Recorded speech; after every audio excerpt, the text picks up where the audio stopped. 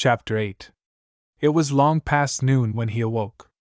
His valet had crept several times on tiptoe into the room to see if he was stirring, and had wondered what made his young master sleep so late. Finally his bell sounded, and Victor came in softly with a cup of tea and a pile of letters on a small tray of old Sevres china, and drew back the olive satin curtains, with their shimmering blue lining, that hung in front of the 3 tall windows. "Monsieur has well slept this morning," he said, smiling. "What o'clock is it, Victor?" asked Dorian Gray drowsily.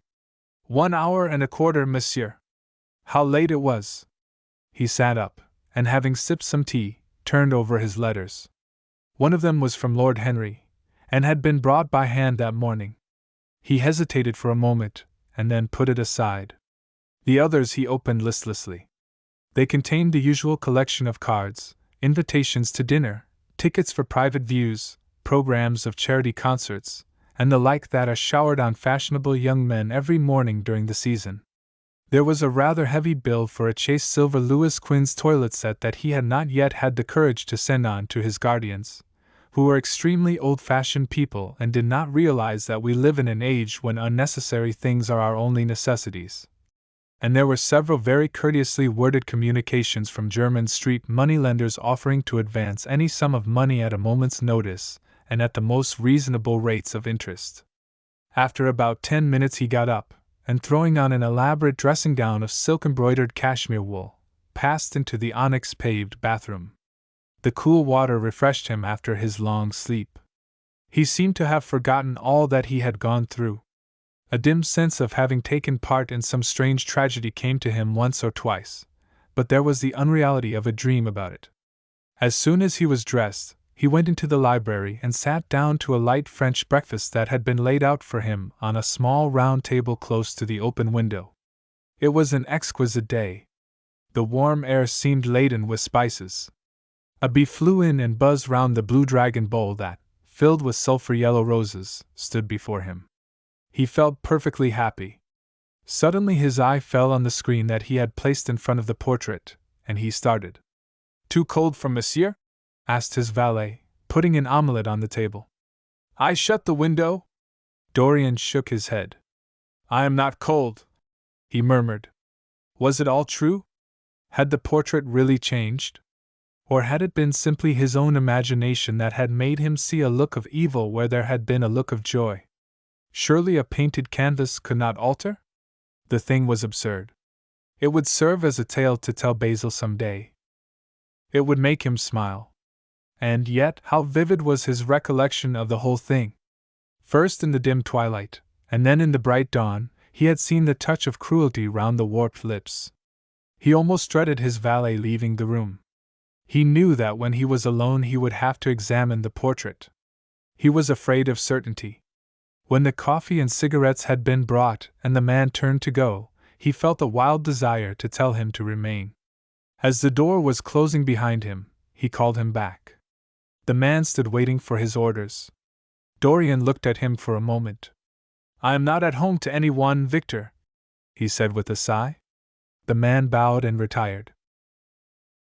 Then he rose from the table, lit a cigarette, and flung himself down on a luxuriously cushioned couch that stood facing the screen. The screen was an old one, of gilt Spanish leather, stamped and wrought with a rather florid Louis XIV's pattern.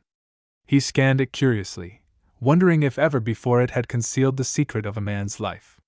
Should he move it aside, after all? Why not let it stay there? What was the use of knowing? If the thing was true, it was terrible. If it was not true, why trouble about it? But what if, by some fate or deadlier chance, eyes other than his spied behind and saw the horrible change? What should he do if Basil Hallward came and asked to look at his own picture? Basil would be sure to do that. No, the thing had to be examined, and at once. Anything would be better than this dreadful state of doubt. He got up and locked both doors. At least he would be alone when he looked upon the mask of his shame. Then he drew the screen aside and saw himself face to face. It was perfectly true. The portrait had altered. As he often remembered afterwards, and always with no small wonder, he found himself at first gazing at the portrait with a feeling of almost scientific interest. That such a change should have taken place was incredible to him. And yet it was a fact. Was there some subtle affinity between the chemical atoms that shaped themselves into form and color on the canvas and the soul that was within him? Could it be that what that soul thought they realized? That what it dreamed they made true? Or was there some other, more terrible reason? He shuddered, and felt afraid, and going back to the couch, lay there, gazing at the picture in sickened horror. One thing, however, he felt that it had done for him. It had made him conscious how unjust, how cruel, he had been to Sybil Vane. It was not too late to make reparation for that. She could still be his wife.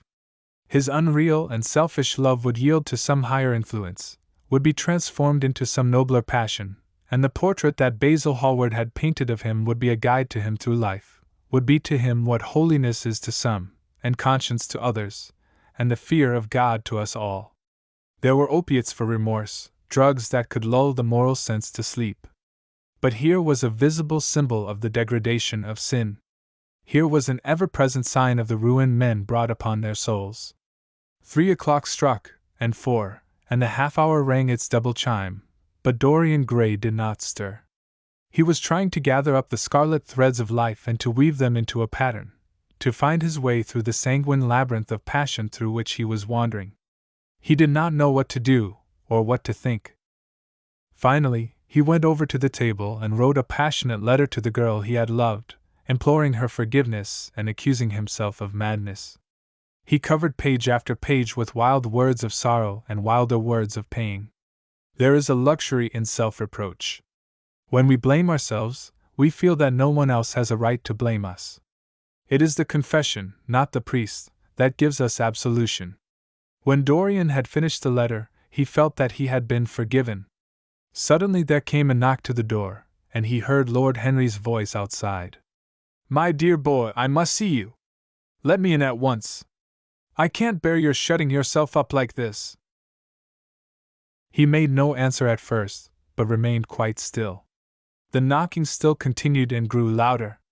Yes, it was better to let Lord Henry in, and to explain to him the new life he was going to lead, to quarrel with him if it became necessary to quarrel, to part if parting was inevitable. He jumped up, drew the screen hastily across the picture, and unlocked the door. "I am so sorry for it all, Dorian," said Lord Henry as he entered. "But you must not think too much about it." "Do you mean about Sybil Vane?" asked the lad. "Yes, of course," answered Lord Henry, sinking into a chair and slowly pulling off his yellow gloves. "It is dreadful, from one point of view, but it was not your fault. Tell me, did you go behind and see her, after the play was over?" "Yes." "I felt sure you had. Did you make a scene with her?" "I was brutal, Harry, perfectly brutal. But it is all right now. I am not sorry for anything that has happened. It has taught me to know myself better." "Ah, Dorian, I am so glad you take it in that way. I was afraid I would find you plunged in remorse and tearing that nice curly hair of yours." "I have got through all that," said Dorian, shaking his head and smiling. "I am perfectly happy now. I know what conscience is, to begin with. It is not what you told me it was. It is the divinest thing in us. Don't sneer at it, Harry, any more, at least not before me. I want to be good. I can't bear the idea of my soul being hideous. A very charming artistic basis for ethics, Dorian. I congratulate you on it. But how are you going to begin?" "By marrying Sybil Vane." "Marrying Sybil Vane!" cried Lord Henry, standing up and looking at him in perplexed amazement. "But my dear Dorian—" "Yes, Harry, I know what you are going to say. Something dreadful about marriage. Don't say it. Don't ever say things of that kind to me again. 2 days ago I asked Sybil to marry me. I am not going to break my word to her. She is to be my wife." "Your wife? Dorian! Didn't you get my letter? I wrote to you this morning, and sent the note down by my own man." "Your letter? Oh, yes, I remember. I have not read it yet, Harry. I was afraid there might be something in it that I wouldn't like. You cut life to pieces with your epigrams. You know nothing then?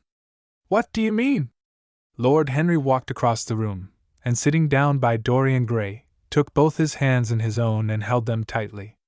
Dorian, he said, my letter, don't be frightened, was to tell you that Sybil Vane is dead. A cry of pain broke from the lad's lips, and he leaped to his feet, tearing his hands away from Lord Henry's grasp. Dead? Sybil dead? It is not true. It is a horrible lie. How dare you say it?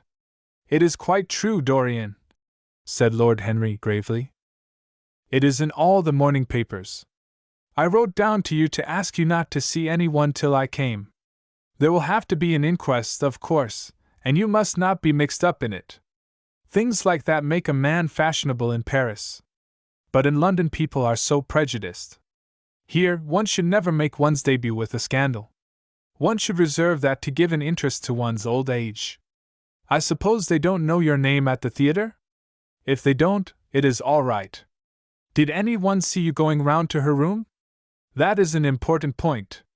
Dorian did not answer for a few moments. He was dazed with horror. Finally, he stammered, in a stifled voice. Harry, did you say an inquest? What did you mean by that? Did Sybil? Oh, Harry, I can't bear it. But be quick. Tell me everything at once. I have no doubt it was not an accident, Dorian, though it must be put in that way to the public. It seems that as she was leaving the theater with her mother, about 12:30 or so, she said she had forgotten something upstairs. They waited some time for her, but she did not come down again. They ultimately found her lying dead on the floor of her dressing room. She had swallowed something by mistake, some dreadful thing they use at theaters. I don't know what it was, but it had either prussic acid or white lead in it. I should fancy it was prussic acid, as she seems to have died instantaneously. Harry, Harry, it is terrible! Cried the lad. Yes, it is very tragic, of course, but you must not get yourself mixed up in it. I see by the standard that she was 17. I should have thought she was almost younger than that. She looked such a child, and seemed to know so little about acting. Dorian, you mustn't let this thing get on your nerves. You must come and dine with me, and afterwards we will look in at the opera. It is a Paddy night, and everybody will be there. You can come to my sister's box. She has got some smart women with her. So I have murdered Sybil Vane, said Dorian Gray, half to himself. Murdered her as surely as if I had cut her little throat with a knife. Yet the roses are not less lovely for all that. The birds sing just as happily in my garden.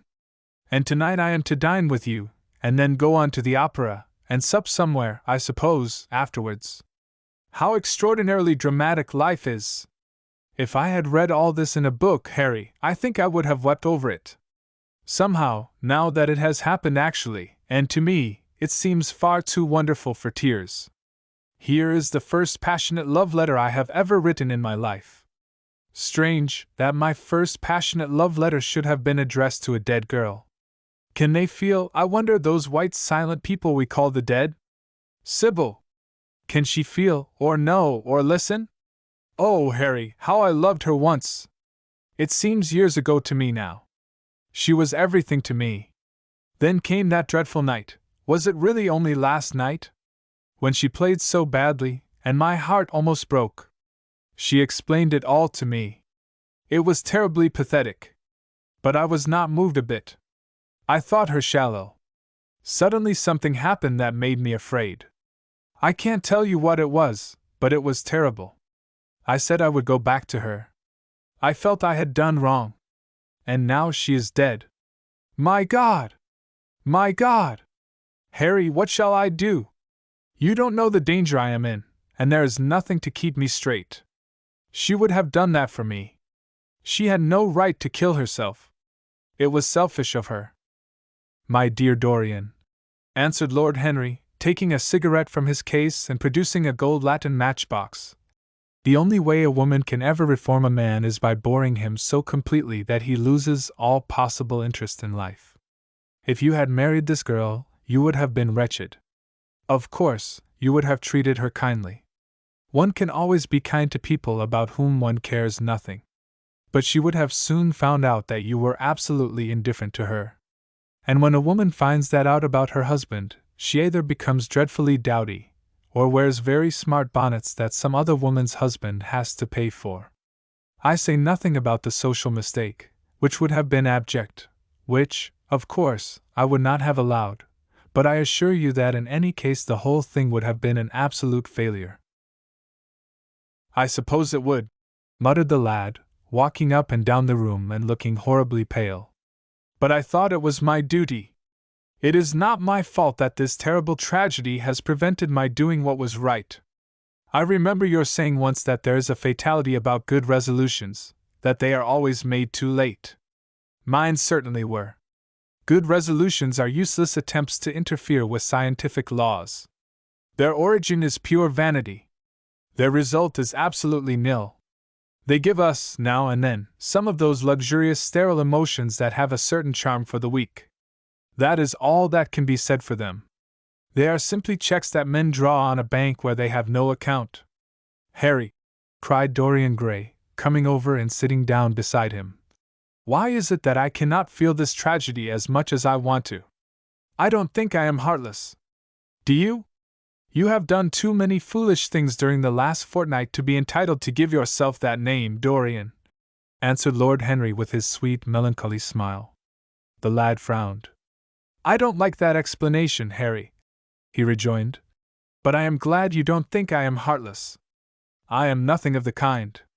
I know I am not. And yet I must admit that this thing that has happened does not affect me as it should. It seems to me to be simply like a wonderful ending to a wonderful play. It has all the terrible beauty of a Greek tragedy, a tragedy in which I took a great part, but by which I have not been wounded. It is an interesting question, said Lord Henry, who found an exquisite pleasure in playing on the lad's unconscious egotism. An extremely interesting question.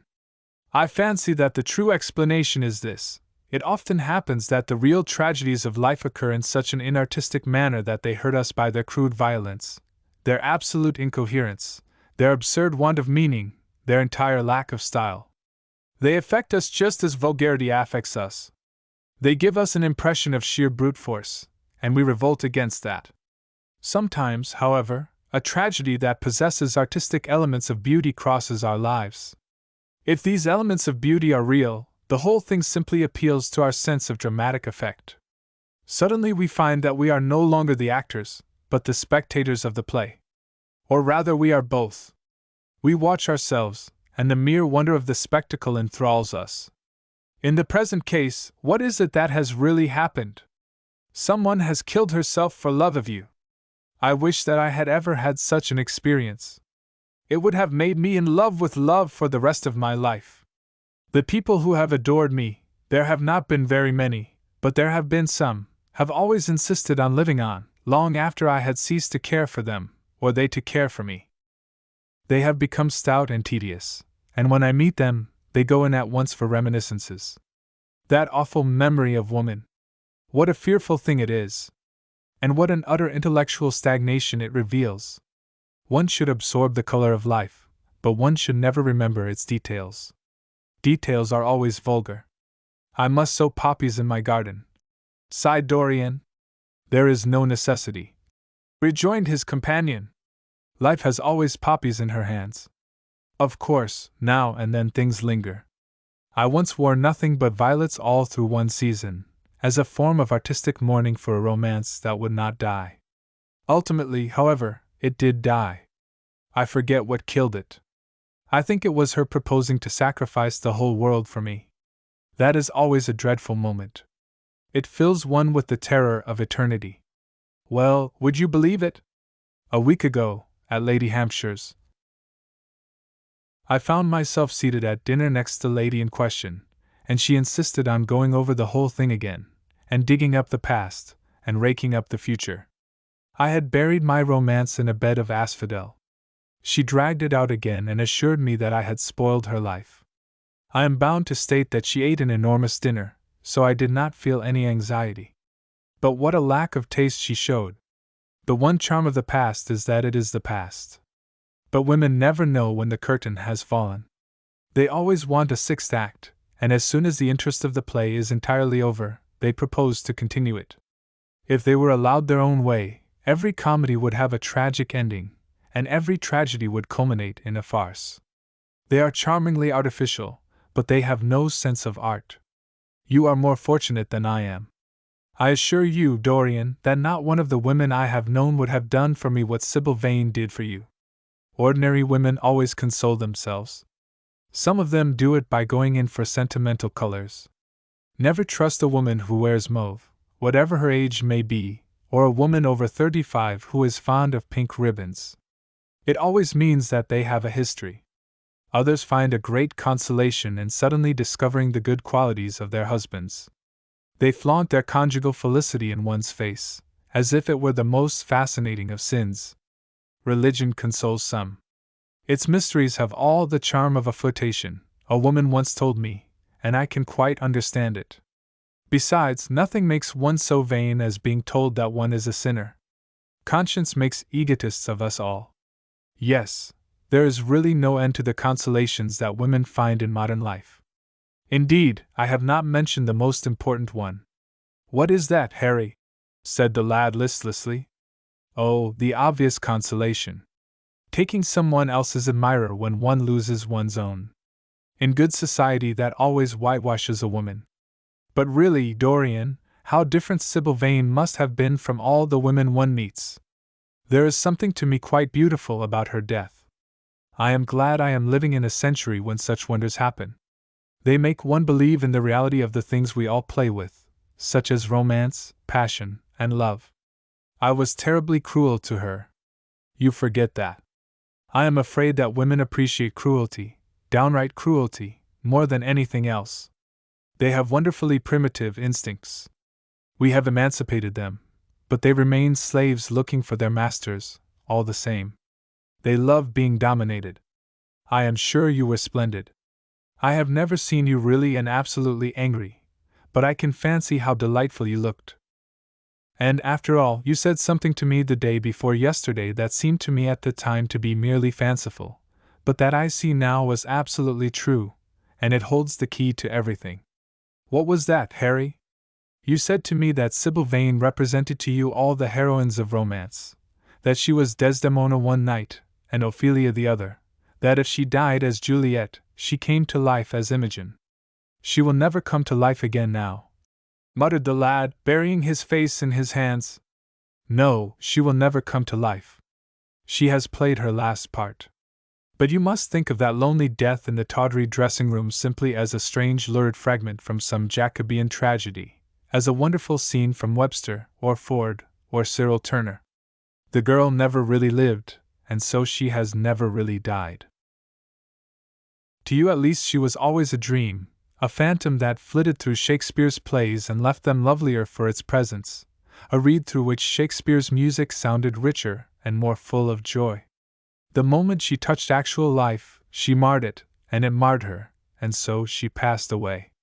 Mourn for Ophelia, if you like. Put ashes on your head because Cordelia was strangled. Cry out against heaven because the daughter of Brabantio died. But don't waste your tears over Sybil Vane. She was less real than they are. There was a silence. The evening darkened in the room. Noiselessly, and with silver feet, the shadows crept in from the garden. The colors faded wearily out of things. After some time Dorian Gray looked up. You have explained me to myself, Harry, he murmured with something of a sigh of relief. I felt all that you have said, but somehow I was afraid of it, and I could not express it to myself. How well you know me! But we will not talk again of what has happened. It has been a marvelous experience. That is all. I wonder if life has still in store for me anything as marvelous. Life has everything in store for you, Dorian. There is nothing that you, with your extraordinary good looks, will not be able to do. But suppose, Harry, I became haggard, and old, and wrinkled? What then? Ah, then, said Lord Henry, rising to go, then, my dear Dorian, you would have to fight for your victories. As it is, they are brought to you. No, you must keep your good looks. We live in an age that reads too much to be wise, and that thinks too much to be beautiful. We cannot spare you. And now you had better dress and drive down to the club. We are rather late, as it is. I think I shall join you at the opera, Harry. I feel too tired to eat anything. What is the number of your sister's box? 27, I believe. It is on the grand tier. You will see her name on the door. But I am sorry you won't come and dine. I don't feel up to it, said Dorian listlessly. But I am awfully obliged to you for all that you have said to me. You are certainly my best friend. No one has ever understood me as you have. We are only at the beginning of our friendship, Dorian, answered Lord Henry, shaking him by the hand. Goodbye. I shall see you before 9:30, I hope.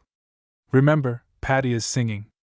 As he closed the door behind him, Dorian Gray touched the bell, and in a few minutes Victor appeared with the lamps and drew the blinds down. He waited impatiently for him to go. The man seemed to take an interminable time over everything. As soon as he had left, he rushed to the screen and drew it back. No, there was no further change in the picture. It had received the news of Sybil Vane's death before he had known of it himself. It was conscious of the events of life as they occurred. The vicious cruelty that marred the fine lines of the mouth had, no doubt, appeared at the very moment that the girl had drunk the poison, whatever it was. Or was it indifferent to results? Did it merely take cognizance of what passed within the soul? He wondered, and hoped that some day he would see the change taking place before his very eyes, shuddering as he hoped it. Poor Sybil! What a romance it had all been! She had often mimicked death on the stage. Then death himself had touched her and taken her with him. How had she played that dreadful last scene? Had she cursed him as she died? No, she had died for love of him, and love would always be a sacrament to him now. She had atoned for everything by the sacrifice she had made of her life. He would not think any more of what she had made him go through on that horrible night at the theater. When he thought of her, it would be as a wonderful tragic figure sent on to the world's stage to show the supreme reality of love. A wonderful tragic figure? Tears came to his eyes as he remembered her childlike look, and winsome fanciful ways, and shy tremulous grace. He brushed them away hastily and looked again at the picture. He felt that the time had really come for making his choice. Or had his choice already been made? Yes, life had decided that for him. Life, and his own infinite curiosity about life. Eternal youth, infinite passion, pleasures subtle and secret, wild joys and wilder sins, he was to have all these things. The portrait was to bear the burden of his shame, that was all. A feeling of pain crept over him as he thought of the desecration that was in store for the fair face on the canvas. Once, in boyish mockery of Narcissus, he had kissed, or feigned to kiss, those painted lips that now smiled so cruelly at him.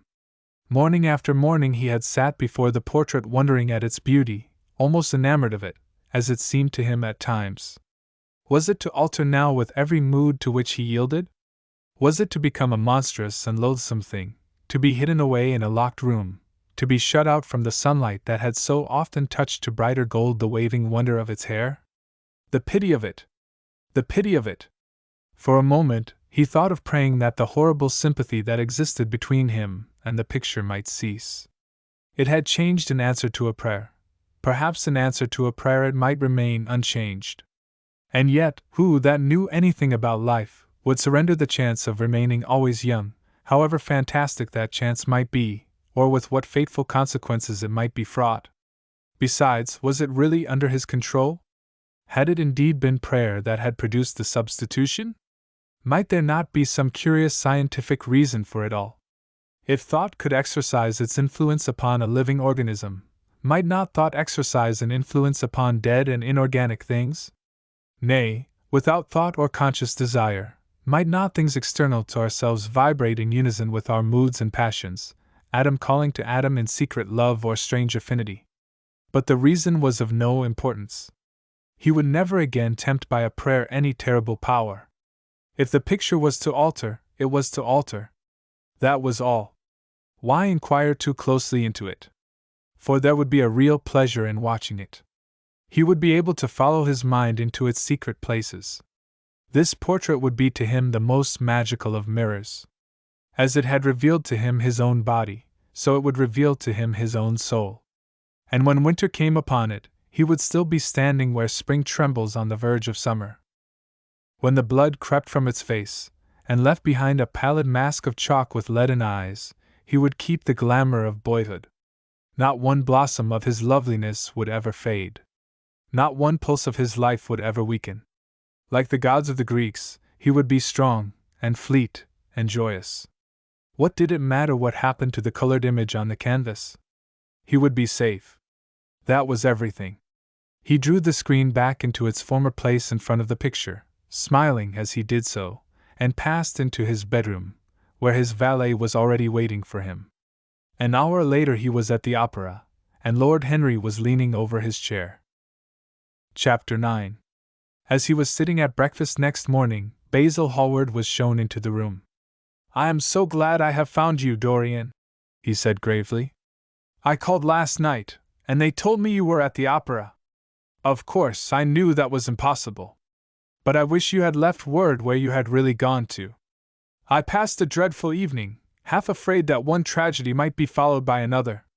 I think you might have telegraphed for me when you heard of it first. I read of it quite by chance in a late edition of the Globe that I picked up at the club. I came here at once and was miserable at not finding you. I can't tell you how heartbroken I am about the whole thing. I know what you must suffer. But where were you? Did you go down and see the girl's mother? For a moment I thought of following you there. They gave the address in the paper. Somewhere in the Euston Road, isn't it? But I was afraid of intruding upon a sorrow that I could not lighten. Poor woman! What a state she must be in! And her only child, too! What did she say about it all?" "My dear Basil, how do I know?" murmured Dorian Gray, sipping some pale yellow wine from a delicate, gold-beaded bubble of Venetian glass and looking dreadfully bored. "I was at the opera. You should have come on there. I met Lady Gwendolen, Harry's sister, for the first time. We were in her box. She is perfectly charming, and Patty sang divinely. Don't talk about horrid subjects. If one doesn't talk about a thing, it has never happened. It is simply expression, as Harry says, that gives reality to things. I may mention that she was not the woman's only child. There is a son, a charming fellow, I believe. But he is not on the stage. He is a sailor or something. And now, tell me about yourself and what you are painting." "You went to the opera?" said Hallward, speaking very slowly and with a strained touch of pain in his voice. "You went to the opera while Sybil Vane was lying dead in some sordid lodging? You can talk to me of other women being charming, and of Patty singing divinely, before the girl you loved has even the quiet of a grave to sleep in. Why, man, there are horrors in store for that little white body of hers." "Stop, Basil! I won't hear it!" cried Dorian, leaping to his feet. "You must not tell me about things. What is done is done. What is past is past. You call yesterday the past? What has the actual lapse of time got to do with it? It is only shallow people who require years to get rid of an emotion. A man who is master of himself can end a sorrow as easily as he can invent a pleasure. I don't want to be at the mercy of my emotions. I want to use them, to enjoy them, and to dominate them. Dorian, this is horrible. Something has changed you completely. You look exactly the same wonderful boy who, day after day, used to come down to my studio to sit for his picture. But you were simple, natural, and affectionate then. You were the most unspoiled creature in the whole world. Now, I don't know what has come over you. You talk as if you had no heart, no pity in you. It is all Harry's influence. I see that." The lad flushed up and, going to the window, looked out for a few moments on the green, flickering, sun-lashed garden. "I owe a great deal to Harry, Basil," he said at last. "More than I owe to you. You only taught me to be vain. Well, I am punished for that, Dorian, or shall be some day." "I don't know what you mean, Basil," he exclaimed, turning round. "I don't know what you want." "What do you want?" "I want the Dorian Gray I used to paint," said the artist sadly. "Basil," said the lad, going over to him and putting his hand on his shoulder, "you have come too late. Yesterday, when I heard that Sybil Vane had killed herself. Killed herself? Good heavens! Is there no doubt about that? Cried Hallward, looking up at him with an expression of horror. My dear Basil! Surely you don't think it was a vulgar accident? Of course she killed herself. The elder man buried his face in his hands. How fearful! He muttered, and a shudder ran through him. No, said Dorian Gray. There is nothing fearful about it. It is one of the great romantic tragedies of the age. As a rule, people who act lead the most commonplace lives. They are good husbands, or faithful wives, or something tedious. You know what I mean, middle-class virtue and all that kind of thing. How different Sybil was! She lived her finest tragedy. She was always a heroine. The last night she played, the night you saw her, she acted badly because she had known the reality of love. When she knew its unreality, she died, as Juliet might have died. She passed again into the sphere of art. There is something of the martyr about her. Her death has all the pathetic uselessness of martyrdom, all its wasted beauty. But as I was saying, you must not think I have not suffered. If you had come in yesterday at a particular moment, about 5:30, perhaps, or 5:45, you would have found me in tears. Even Harry, who was here, who brought me the news, in fact, had no idea what I was going through. I suffered immensely. Then it passed away. I cannot repeat an emotion. No one can, except sentimentalists. And you are awfully unjust, Basil. You come down here to console me. That is charming of you. You find me consoled, and you are furious. How like a sympathetic person.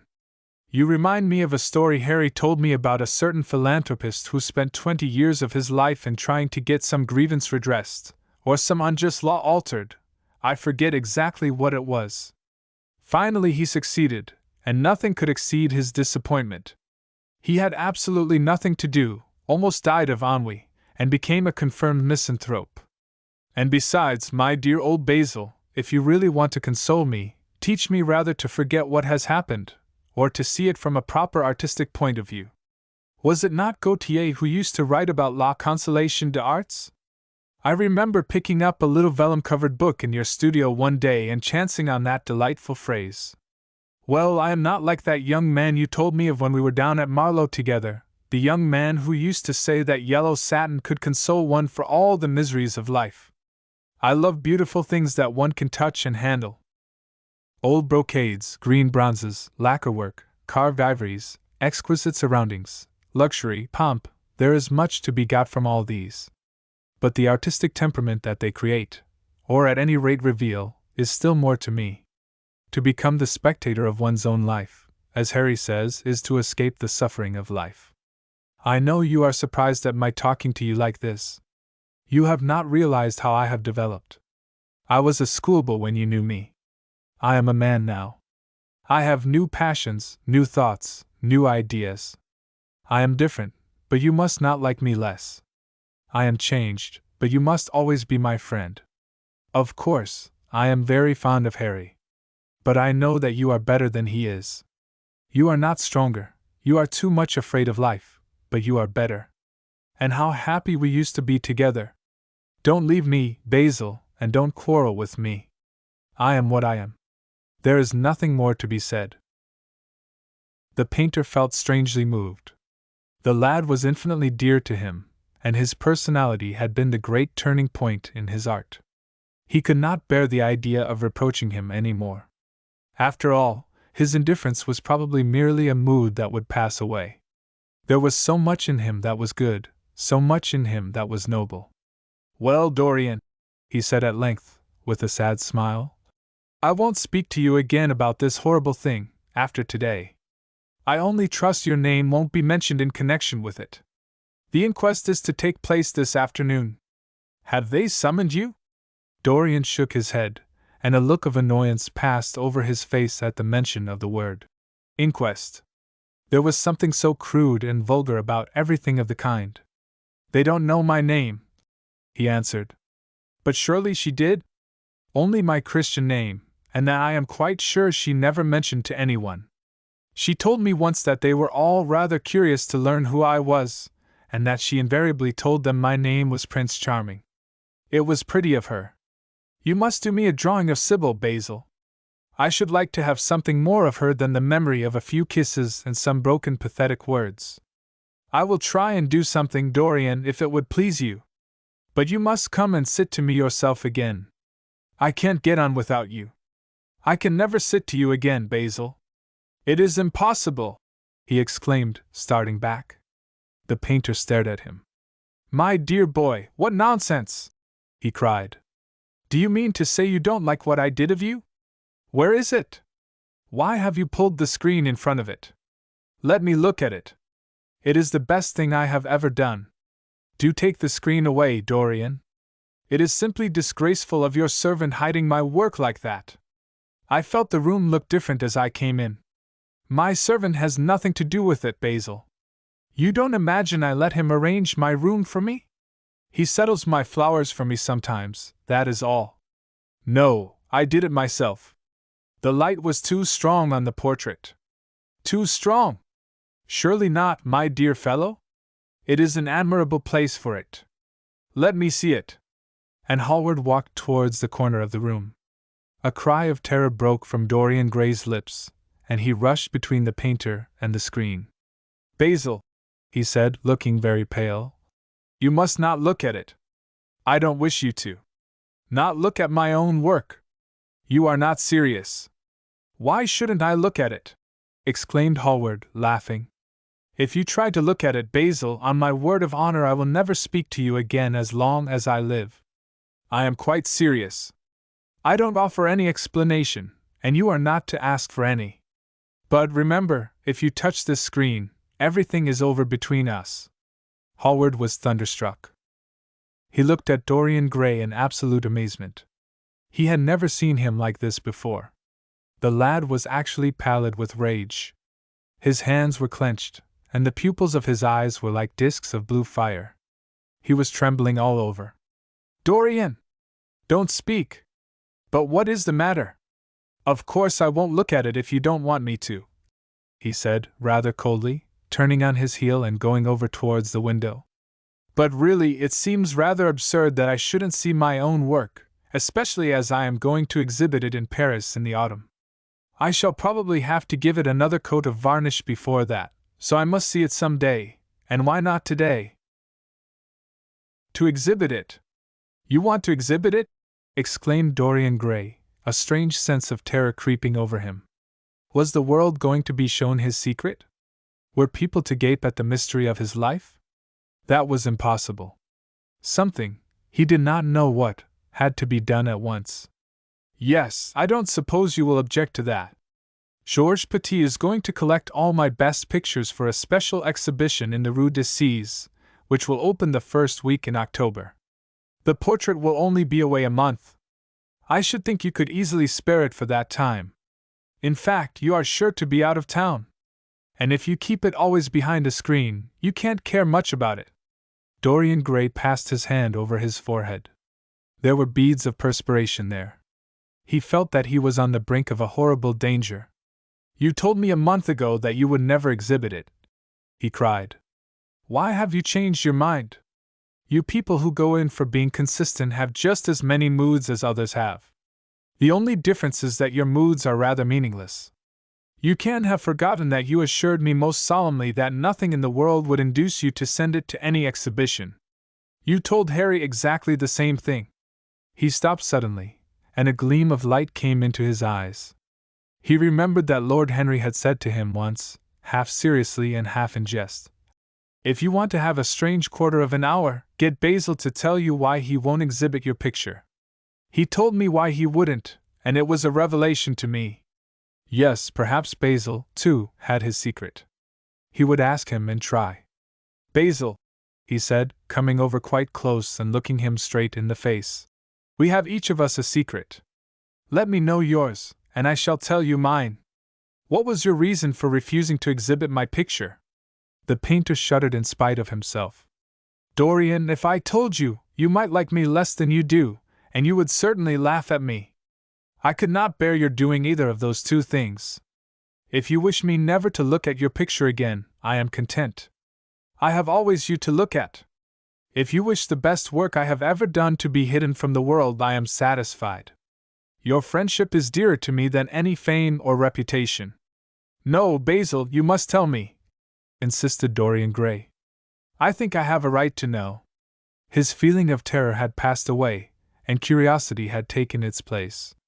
He was determined to find out Basil Hallward's mystery. Let us sit down, Dorian, said the painter, looking troubled. Let us sit down.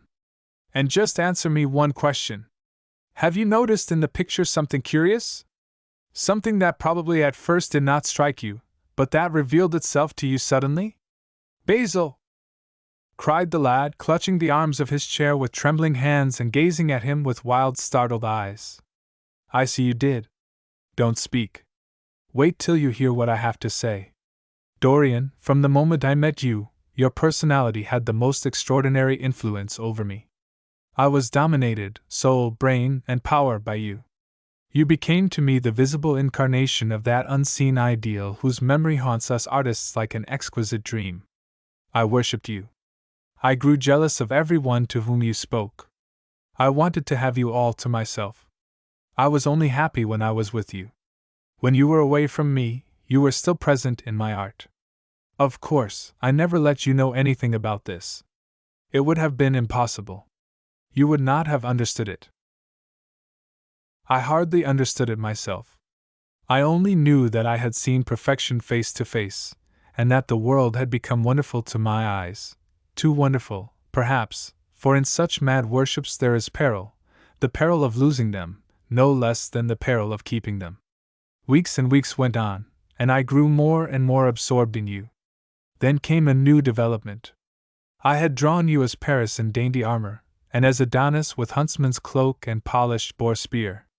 Crowned with heavy lotus blossoms, you had sat on the prow of Adrian's barge, gazing across the green turbid Nile. You had leaned over the still pool of some Greek woodland and seen in the water's silence silvered the marvel of your own face. And it had all been what art should be, unconscious, ideal, and remote. One day, a fatal day I sometimes think, I determined to paint a wonderful portrait of you as you actually are, not in the costume of dead ages, but in your own dress and in your own time. Whether it was the realism of the method, or the mere wonder of your own personality, thus directly presented to me without mist or veil, I cannot tell. But I know that as I worked at it, every flake and film of color seemed to me to reveal my secret. I grew afraid that others would know of my idolatry. I felt, Dorian, that I had told too much, that I had put too much of myself into it. Then it was that I resolved never to allow the picture to be exhibited. You were a little annoyed, but then you did not realize all that it meant to me. Harry, to whom I talked about it, laughed at me. But I did not mind that. When the picture was finished, and I sat alone with it, I felt that I was right. Well, after a few days the thing left my studio, and as soon as I had got rid of the intolerable fascination of its presence, it seemed to me that I had been foolish in imagining that I had seen anything in it, more than that you were extremely good-looking and that I could paint. Even now I cannot help feeling that it is a mistake to think that the passion one feels in creation is ever really shown in the work one creates. Art is always more abstract than we fancy. Form and color tell us of form and color, that is all. It often seems to me that art conceals the artist far more completely than it ever reveals him. And so when I got this offer from Paris, I determined to make your portrait the principal thing in my exhibition. It never occurred to me that you would refuse. I see now that you were right. The picture cannot be shown. You must not be angry with me, Dorian, for what I have told you. As I said to Harry, once you are made to be worshipped. Dorian Gray drew a long breath. The color came back to his cheeks, and a smile played about his lips. The peril was over. He was safe for the time. Yet he could not help feeling infinite pity for the painter who had just made this strange confession to him, and wondered if he himself would ever be so dominated by the personality of a friend. Lord Henry had the charm of being very dangerous. But that was all. He was too clever and too cynical to be really fond of. Would there ever be someone who would fill him with a strange idolatry? Was that one of the things that life had in store? It is extraordinary to me, Dorian, said Hallward, that you should have seen this in the portrait. Did you really see it? I saw something in it, he answered. Something that seemed to me very curious. Well, you don't mind my looking at the thing now? Dorian shook his head. You must not ask me that, Basil. I could not possibly let you stand in front of that picture. You will some day, surely? Never. Well, perhaps you are right. And now goodbye, Dorian. You have been the one person in my life who has really influenced my art. Whatever I have done that is good, I owe to you. Ah, you don't know what it cost me to tell you all that I have told you. My dear Basil, said Dorian. What have you told me? Simply that you felt that you admired me too much. That is not even a compliment. It was not intended as a compliment. It was a confession. Now that I have made it, something seems to have gone out of me. Perhaps one should never put one's worship into words. It was a very disappointing confession. Why, what did you expect, Dorian? You didn't see anything else in the picture, did you? There was nothing else to see? No, there was nothing else to see. Why do you ask? But you mustn't talk about worship. It is foolish. You and I are friends, Basil, and we must always remain so. You have got Harry, said the painter sadly. Oh, Harry, cried the lad, with a ripple of laughter. Harry spends his days in saying what is incredible and his evenings in doing what is improbable. Just the sort of life I would like to lead. But still I don't think I would go to Harry if I were in trouble. I would sooner go to you, Basil. You will sit to me again? Impossible! You spoil my life as an artist by refusing, Dorian. No man comes across two ideal things. Few come across one. I can't explain it to you, Basil, but I must never sit to you again. There is something fatal about a portrait. It has a life of its own. I will come and have tea with you. That will be just as pleasant. Pleasanter for you, I am afraid, murmured Hallward regretfully. And now goodbye. I am sorry you won't let me look at the picture once again. But that can't be helped. I quite understand what you feel about it. As he left the room, Dorian Gray smiled to himself. Poor Basil! How little he knew of the true reason! And how strange it was that, instead of having been forced to reveal his own secret, he had succeeded, almost by chance, in wresting a secret from his friend. How much that strange confession explained to him! The painter's absurd fits of jealousy, his wild devotion, his extravagant panegyrics, his curious reticences, he understood them all now, and he felt sorry. There seemed to him to be something tragic in a friendship so colored by romance. He sighed and touched the bell. The portrait must be hidden away at all costs. He could not run such a risk of discovery again. It had been mad of him to have allowed the thing to remain, even for an hour, in a room to which any of his friends had access. Chapter 10. When his servant entered, he looked at him steadfastly, and wondered if he had thought of peering behind the screen. The man was quite impassive and waited for his orders. Dorian lit a cigarette, and walked over to the glass and glanced into it. He could see the reflection of Victor's face perfectly. It was like a placid mask of servility. There was nothing to be afraid of, there. Yet he thought it best to be on his guard. Speaking very slowly, he told him to tell the housekeeper that he wanted to see her, and then to go to the frame-maker and ask him to send 2 of his men round at once. It seemed to him that as the man left the room his eyes wandered in the direction of the screen. Or was that merely his own fancy? After a few moments, in her black silk dress, with old-fashioned thread mittens on her wrinkled hands, Mrs. Leaf bustled into the library. He asked her for the key of the schoolroom. The old schoolroom, Mr. Dorian? She exclaimed. Why, it is full of dust. I must get it arranged and put straight before you go into it. It is not fit for you to see, sir. It is not, indeed. I don't want it put straight, Leaf. I only want the key. Well, sir, you'll be covered with cobwebs if you go into it. Why, it hasn't been opened for nearly 5 years, not since his lordship died. He winced at the mention of his grandfather. He had hateful memories of him. That does not matter, he answered. I simply want to see the place, that is all. Give me the key. And here is the key, sir, said the old lady, going over the contents of her bunch with tremulously uncertain hands. Here is the key. I'll have it off the bunch in a moment. But you don't think of living up there, sir, and you so comfortable here? No, no, he cried petulantly. Thank you, Leaf. That will do. She lingered for a few moments, and was garrulous over some detail of the household. He sighed and told her to manage things as she thought best. She left the room, wreathed in smiles. As the door closed, Dorian put the key in his pocket and looked round the room. His eye fell on a large, purple satin coverlet heavily embroidered with gold, a splendid piece of late 17th century Venetian work that his grandfather had found in a convent near Bologna. Yes, that would serve to wrap the dreadful thing in. It had perhaps served often as a pall for the dead. Now it was to hide something that had a corruption of its own, worse than the corruption of death itself, something that would breed horrors and yet would never die. What the worm was to the corpse, his sins would be to the painted image on the canvas. They would mar its beauty and eat away its grace. They would defile it and make it shameful. And yet the thing would still live on. It would be always alive. He shuddered, and for a moment he regretted that he had not told Basil the true reason why he had wished to hide the picture away. Basil would have helped him to resist Lord Henry's influence, and the still more poisonous influences that came from his own temperament. The love that he bore him, for it was really love, had nothing in it that was not noble and intellectual.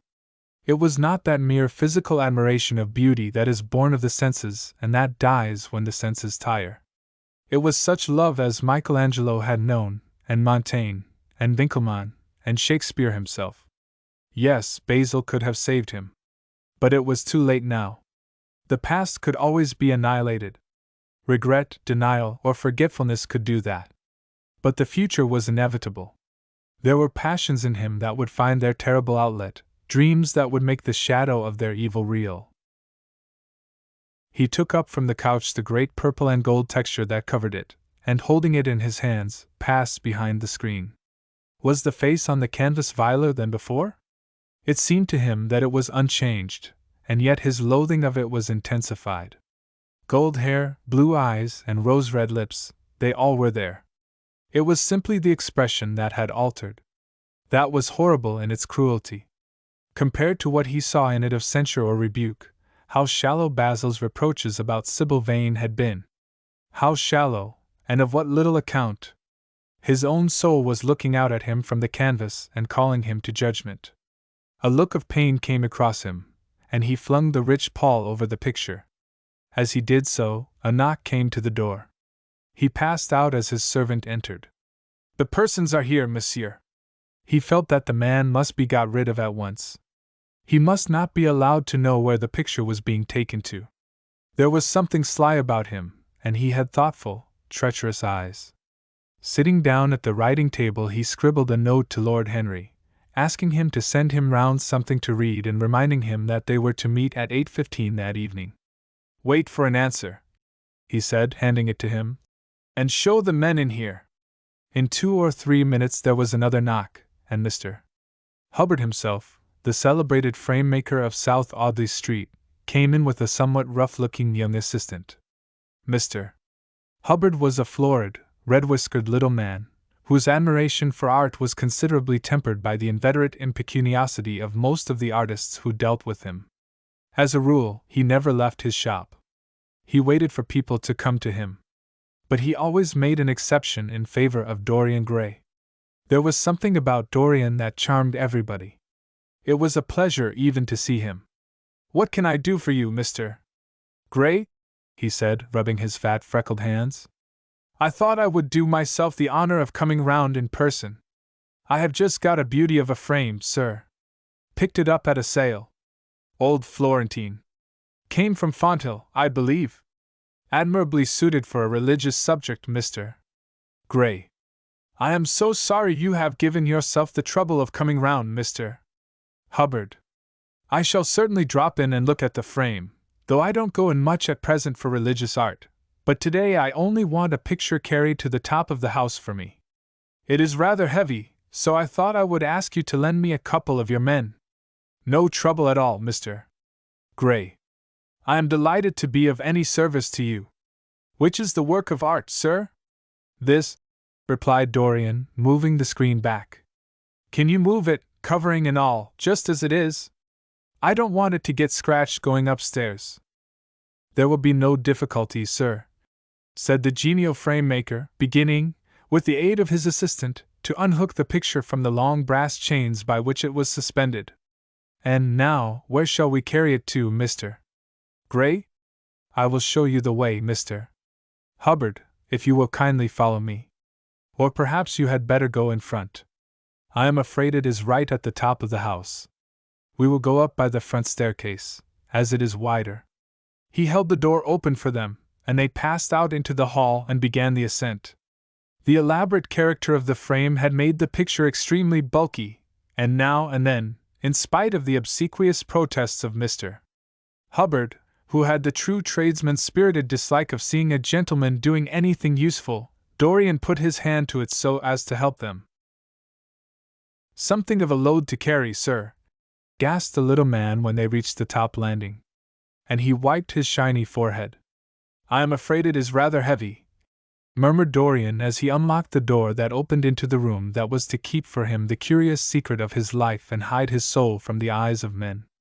He had not entered the place for more than 4 years, not, indeed, since he had used it first as a playroom when he was a child, and then as a study when he grew somewhat older.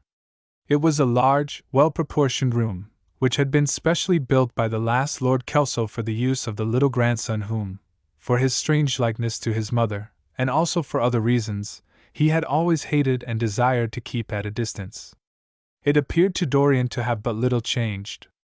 There was the huge Italian cassone, with its fantastically painted panels and its tarnished gilt moldings, in which he had so often hidden himself as a boy. There the satinwood bookcase filled with his dog-eared schoolbooks. On the wall behind it was hanging the same ragged Flemish tapestry where a faded king and queen were playing chess in a garden, while a company of hawkers rode by, carrying hooded birds on their gauntlet wrists. How well he remembered it all! Every moment of his lonely childhood came back to him as he looked round. He recalled the stainless purity of his boyish life, and it seemed horrible to him that it was here the fatal portrait was to be hidden away. How little he had thought, in those dead days, of all that was in store for him. But there was no other place in the house so secure from prying eyes as this. He had the key, and no one else could enter it. Beneath its purple pall, the face painted on the canvas could grow bestial, sodden, and unclean. What did it matter? No one could see it. He himself would not see it. Why should he watch the hideous corruption of his soul? He kept his youth, that was enough. And besides, might not his nature grow finer, after all? There was no reason that the future should be so full of shame. Some love might come across his life, and purify him, and shield him from those sins that seemed to be already stirring in spirit and in flesh, those curious unpictured sins whose very mystery lent them their subtlety and their charm. Perhaps, some day, the cruel look would have passed away from the scarlet sensitive mouth, and he might show to the world Basil Hallward's masterpiece. No, that was impossible. Hour by hour, and week by week, the thing upon the canvas was growing old. It might escape the hideousness of sin, but the hideousness of age was in store for it. The cheeks would become hollow or flaccid. Yellow crow's feet would creep round the fading eyes and make them horrible. The hair would lose its brightness, the mouth would gape or droop, would be foolish or gross, as the mouths of old men are. There would be the wrinkled throat, the cold, blue-veined hands, the twisted body, that he remembered in the grandfather who had been so stern to him in his boyhood. The picture had to be concealed. There was no help for it. Bring it in, Mr. Hubbard, please, he said wearily, turning round. I am sorry I kept you so long. I was thinking of something else. Always glad to have a rest, Mr. Gray, answered the frame-maker, who was still gasping for breath. Where shall we put it, sir? Oh, anywhere. Here, this will do. I don't want to have it hung up. Just lean it against the wall. Thanks. Might one look at the work of art, sir? Dorian started. It would not interest you, Mr. Hubbard, he said, keeping his eye on the man. He felt ready to leap upon him and fling him to the ground if he dared to lift the gorgeous hanging that concealed the secret of his life. I shan't trouble you any more now. I am much obliged for your kindness in coming round. Not at all, Mr. Gray. Ever ready to do anything for you, sir. And Mr. Hubbard tramped downstairs, followed by the assistant, who glanced back at Dorian with a look of shy wonder in his rough, uncomely face. He had never seen anyone so marvelous. When the sound of their footsteps had died away, Dorian locked the door and put the key in his pocket. He felt safe now. No one would ever look upon the horrible thing. No eye but his would ever see his shame. On reaching the library, he found that it was just after 5 o'clock and that the tea had been already brought up. On a little table of dark perfumed wood thickly encrusted with nacre, a present from Lady Radley, his guardian's wife, a pretty professional invalid who had spent the preceding winter in Cairo, was lying a note from Lord Henry, and beside it was a book bound in yellow paper, the cover slightly torn and the edges soiled. A copy of the 3rd edition of the St. James's Gazette had been placed on the tea tray. It was evident that Victor had returned. He wondered if he had met the men in the hall as they were leaving the house and had wormed out of them what they had been doing. He would be sure to miss the picture, had no doubt missed it already, while he had been laying the tea things. The screen had not been set back, and a blank space was visible on the wall. Perhaps some night he might find him creeping upstairs and trying to force the door of the room. It was a horrible thing to have a spy in one's house. He had heard of rich men who had been blackmailed all their lives by some servant who had read a letter, or overheard a conversation, or picked up a card with an address, or found beneath a pillow a withered flower or a shred of crumpled lace. He sighed, and having poured himself out some tea, opened Lord Henry's note. It was simply to say that he sent him round the evening paper, and a book that might interest him, and that he would be at the club at 8:15. He opened the St. James's languidly, and looked through it. A red pencil mark on the 5th page caught his eye. It drew attention to the following paragraph. Inquest on an actress. An inquest was held this morning at the Bell Tavern, Hoxton Road, by Mr. Danby, the district coroner, on the body of Sybil Vane, a young actress recently engaged at the Royal Theatre, Holborn. A verdict of death by misadventure was returned. Considerable sympathy was expressed for the mother of the deceased, who was greatly affected during the giving of her own evidence, and that of Dr. Birrell, who had made the post-mortem examination of the deceased. He frowned, and tearing the paper in two, went across the room and flung the pieces away. How ugly it all was! And how horribly real ugliness made things! He felt a little annoyed with Lord Henry for having sent him the report. And it was certainly stupid of him to have marked it with red pencil. Victor might have read it. The man knew more than enough English for that. Perhaps he had read it, and had begun to suspect something. And yet, what did it matter? What had Dorian Gray to do with Sybil Vane's death? There was nothing to fear. Dorian Gray had not killed her. His eye fell on the yellow book that Lord Henry had sent him. What was it, he wondered? He went towards the little, pearl-colored octagonal stand that had always looked to him like the work of some strange Egyptian bees that wrought in silver, and taking up the volume, flung himself into an armchair and began to turn over the leaves. After a few minutes he became absorbed. It was the strangest book that he had ever read. It seemed to him that in exquisite raiment, and to the delicate sound of flutes, the sins of the world were passing in dumb show before him. Things that he had dimly dreamed of were suddenly made real to him. Things of which he had never dreamed were gradually revealed. It was a novel without a plot and with only one character, being, indeed, simply a psychological study of a certain young Parisian who spent his life trying to realize in the 19th century all the passions and modes of thought that belonged to every century except his own, and to sum up, as it were, in himself the various moods through which the world spirit had ever passed. Loving for their mere artificiality those renunciations that men have unwisely called virtue, as much as those natural rebellions that wise men still call sin. The style in which it was written was that curious jeweled style, vivid and obscure at once, full of argot and of archaisms, of technical expressions and of elaborate paraphrases, that characterizes the work of some of the finest artists of the French school of symbolists. There were in it metaphors as monstrous as orchids and as subtle in color. The life of the senses was described in the terms of mystical philosophy. One hardly knew at times whether one was reading the spiritual ecstasies of some medieval saint or the morbid confessions of a modern sinner. It was a poisonous book. The heavy odor of incense seemed to cling about its pages and to trouble the brain. The mere cadence of the sentences, the subtle monotony of their music, so full as it was of complex refrains and movements elaborately repeated, produced in the mind of the lad, as he passed from chapter to chapter, a form of reverie, a malady of dreaming, that made him unconscious of the falling day and creeping shadows. Cloudless, and pierced by one solitary star, a copper-green sky gleamed through the windows.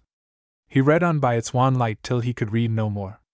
Then, after his valet had reminded him several times of the lateness of the hour, he got up, and going into the next room, placed the book on the little Florentine table that always stood at his bedside and began to dress for dinner. It was almost 9 o'clock before he reached the club, where he found Lord Henry sitting alone, in the morning room, looking very much bored. "I am so sorry, Harry," he cried, "but really it is entirely your fault. That book you sent me so fascinated me that I forgot how the time was going." "Yes, I thought you would like it," replied his host, rising from his chair. "I didn't say I liked it, Harry. I said it fascinated me. There is a great difference." "Ah, you have discovered that?" murmured Lord Henry. And they passed into the dining room. Chapter 11. For years, Dorian Gray could not free himself from the influence of this book. Or perhaps it would be more accurate to say that he never sought to free himself from it. He procured from Paris no less than 9 large paper copies of the first edition, and had them bound in different colors, so that they might suit his various moods and the changing fancies of a nature over which he seemed, at times, to have almost entirely lost control. The hero, the wonderful young Parisian in whom the romantic and the scientific temperaments were so strangely blended, became to him a kind of prefiguring type of himself. And, indeed, the whole book seemed to him to contain the story of his own life, written before he had lived it. In one point he was more fortunate than the novel's fantastic hero. He never knew, never, indeed, had any cause to know, that somewhat grotesque dread of mirrors, and polished metal surfaces, and still water which came upon the young Parisian so early in his life, and was occasioned by the sudden decay of a beau that had once, apparently, been so remarkable. It was with an almost cruel joy, and perhaps in nearly every joy, as certainly in every pleasure, cruelty has its place, that he used to read the latter part of the book, with its really tragic, if somewhat overemphasized, account of the sorrow and despair of one who had himself lost what in others, and the world, he had most dearly valued. For the wonderful beauty that had so fascinated Basil Hallward, and many others besides him, seemed never to leave him. Even those who had heard the most evil things against him, and from time to time strange rumors about his mode of life crept through London and became the chatter of the clubs, could not believe anything to his dishonor when they saw him. He had always the look of one who had kept himself unspotted from the world. Men who talked grossly became silent when Dorian Gray entered the room. There was something in the purity of his face that rebuked them. His mere presence seemed to recall to them the memory of the innocence that they had tarnished. They wondered how one so charming and graceful as he was could have escaped the stain of an age that was at once sordid and sensual. Often, on returning home from one of those mysterious and prolonged absences that gave rise to such strange conjecture among those who were his friends, or thought that they were so, he himself would creep upstairs to the locked room, open the door with the key that never left him now, and stand, with a mirror, in front of the portrait that Basil Hallward had painted of him, looking now at the evil and aging face on the canvas, and now at the fair young face that laughed back at him from the polished glass. The very sharpness of the contrast used to quicken his sense of pleasure. He grew more and more enamored of his own beauty, more and more interested in the corruption of his own soul. He would examine with minute care, and sometimes with a monstrous and terrible delight, the hideous lines that seared the wrinkling forehead or crawled around the heavy sensual mouth, wondering sometimes which were the more horrible, the signs of sin or the signs of age. He would place his white hands beside the coarse, bloated hands of the picture, and smile. He mocked the misshapen body and the failing limbs. There were moments, indeed, at night, when, lying sleepless in his own delicately scented chamber, or in the sordid room of the little ill-famed tavern near the docks which, under an assumed name and in disguise, it was his habit to frequent, he would think of the ruin he had brought upon his soul with a pity that was all the more poignant because it was purely selfish. But moments such as these were rare. That curiosity about life which Lord Henry had first stirred in him, as they sat together in the garden of their friend, seemed to increase with gratification. The more he knew, the more he desired to know. He had mad hungers that grew more ravenous as he fed them. Yet, he was not really reckless, at any rate in his relations to society. Once or twice every month during the winter, and on each Wednesday evening while the season lasted, he would throw open to the world his beautiful house and have the most celebrated musicians of the day to charm his guests with the wonders of their art. His little dinners, in the settling of which Lord Henry always assisted him, were noted as much for the careful selection and placing of those invited, as for the exquisite taste shown in the decoration of the table, with its subtle symphonic arrangements of exotic flowers, and embroidered cloths, and antique plate of gold and silver. Indeed, there were many, especially among the very young men, who saw, or fancied that they saw, in Dorian Gray the true realization of a type of which they had often dreamed in Eton or Oxford days, a type that was to combine something of the real culture of the scholar with all the grace and distinction and perfect manner of a citizen of the world. To them he seemed to be of the company of those whom Dante describes as having sought to make themselves perfect by the worship of beauty. Like Gautier, he was one for whom the visible world existed. And certainly, to him life itself was the first, the greatest, of the arts, and for it all the other arts seemed to be but a preparation. Fashion, by which what is really fantastic becomes for a moment universal, and dandyism, which, in its own way, is an attempt to assert the absolute modernity of beauty, had, of course, their fascination for him. His mode of dressing, and the particular styles that from time to time he affected, had their marked influence on the young exquisites of the Mayfair balls and Pall Mall Club windows, who copied him in everything that he did, and tried to reproduce the accidental charm of his graceful, though to him only half-serious fopperies. For, while he was but too ready to accept the position that was almost immediately offered to him on his coming of age, and found, indeed, a subtle pleasure in the thought that he might really become to the London of his own day what to imperial Neronian Rome the author of the Satyricon once had been, yet in his inmost heart he desired to be something more than a mere arbiter elegantiarum, to be consulted on the wearing of a jewel, or the knotting of a necktie, or the conduct of a cane. He sought to elaborate some new scheme of life that would have its reasoned philosophy and its ordered principles, and find in the spiritualizing of the senses its highest realization. The worship of the senses has often, and with much justice, been decried, men feeling a natural instinctive terror about passions and sensations that seem stronger than themselves, and that they are conscious of sharing with the less highly organized forms of existence.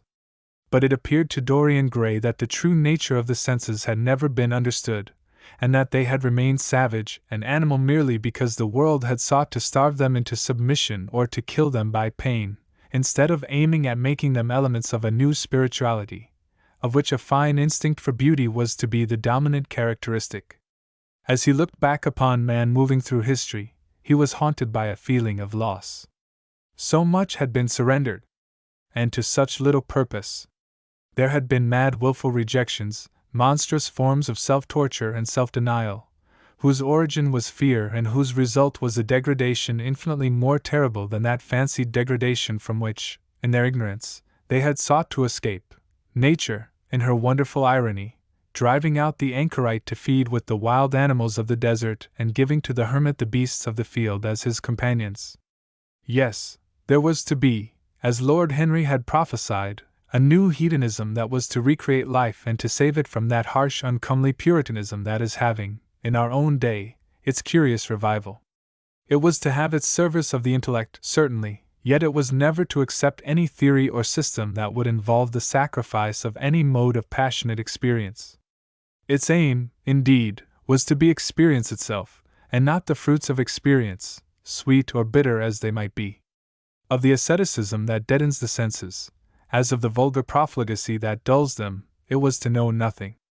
But it was to teach man to concentrate himself upon the moments of a life that is itself but a moment. There are few of us who have not sometimes wakened before dawn, either after one of those dreamless nights that make us almost enamored of death, or one of those nights of horror and misshapen joy, when through the chambers of the brain sweep phantoms more terrible than reality itself, and instinct with that vivid life that lurks in all grotesques, and that lends to Gothic art its enduring vitality, this art being, one might fancy, especially the art of those whose minds have been troubled with the malady of reverie. Gradually white fingers creep through the curtains, and they appear to tremble. In black fantastic shapes, dumb shadows crawl into the corners of the room and crouch there. Outside, there is the stirring of birds among the leaves, or the sound of men going forth to their work, or the sigh and sob of the wind coming down from the hills and wandering round the silent house, as though it feared to wake the sleepers and yet must needs call forth sleep from her purple cave.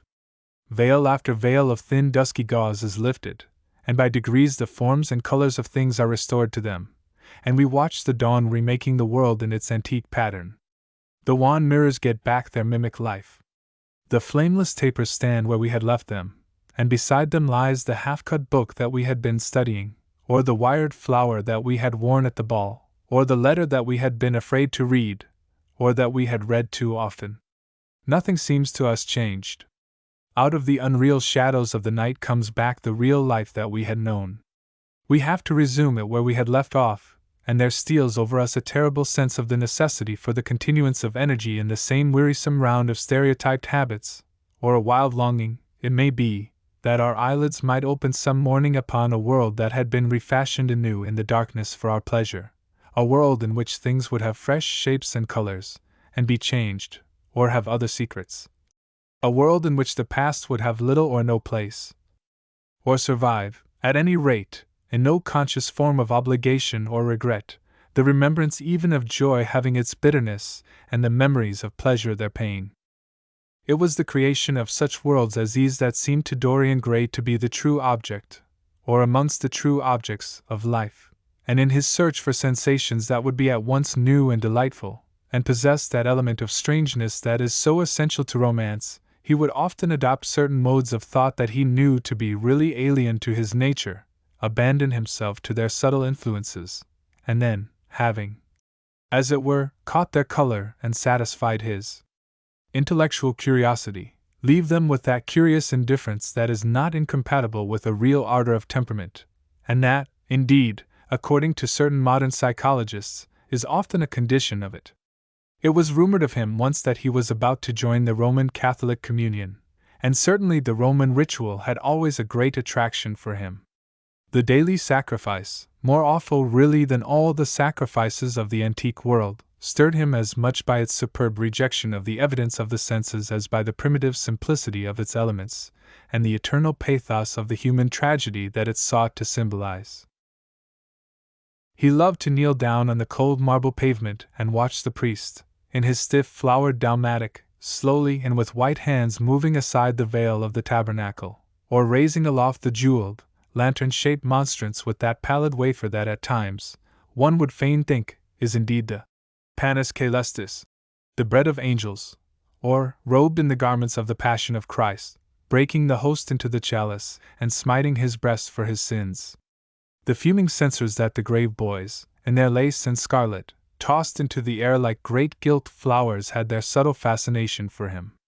As he passed out, he used to look with wonder at the black confessionals and long to sit in the dim shadow of one of them and listen to men and women whispering through the worn grating the true story of their lives.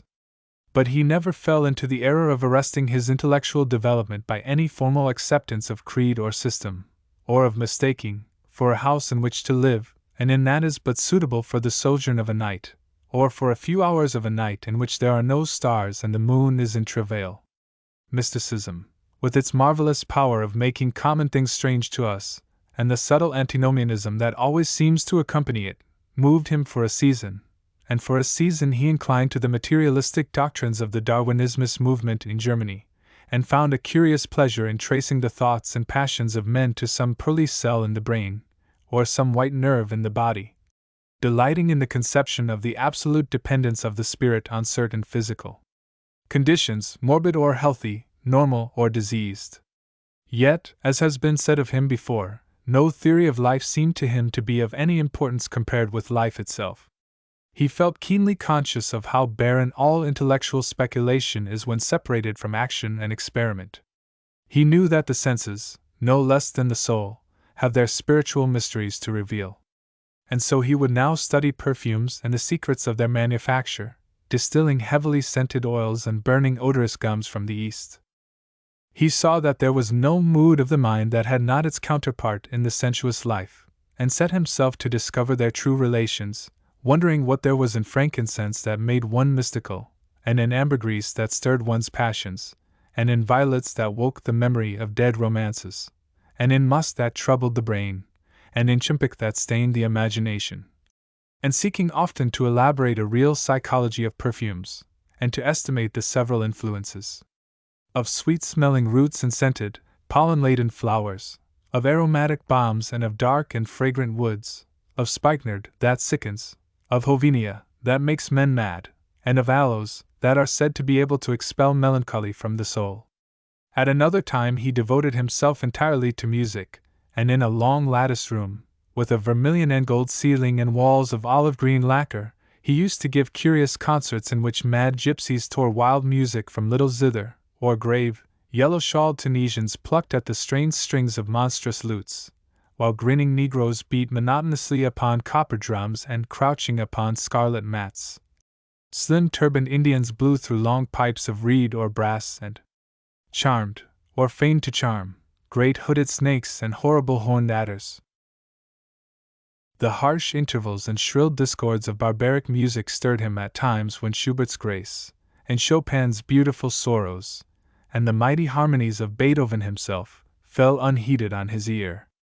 He collected together from all parts of the world the strangest instruments that could be found, either in the tombs of dead nations or among the few savage tribes that have survived contact with Western civilizations, and loved to touch and try them. He had the mysterious juriparis of the Rio Negro Indians, that women are not allowed to look at and that even youths may not see till they have been subjected to fasting and scourging, and the earthen jars of the Peruvians that have the shrill cries of birds, and flutes of human bones such as Alfonso de Ovalle heard in Chile, and the sonorous green jaspers that are found near Cuzco and give forth a note of singular sweetness. He had painted gourds filled with pebbles that rattled when they were shaken, the long clarin of the Mexicans, into which the performer does not blow, but through which he inhales the air, the harsh tur of the Amazon tribes, that is sounded by the sentinels who sit all day long in high trees, and can be heard, it is said, at a distance of 3 leagues, the teponazli, that has 2 vibrating tongues of wood and is beaten with sticks that are smeared with an elastic gum obtained from the milky juice of plants, the Yava bells of the Aztecs, that are hung in clusters like grapes, and a huge cylindrical drum, covered with the skins of great serpents, like the one that Bernal Diaz saw when he went with Cortez into the Mexican temple, and of whose doleful sound he has left us so vivid a description. The fantastic character of these instruments fascinated him, and he felt a curious delight in the thought that art, like nature, has her monsters, things of bestial shape and with hideous voices. Yet, after some time, he wearied of them, and would sit in his box at the opera, either alone or with Lord Henry, listening in rapt pleasure to Tannhauser, and seeing in the prelude to that great work of art a presentation of the tragedy of his own soul.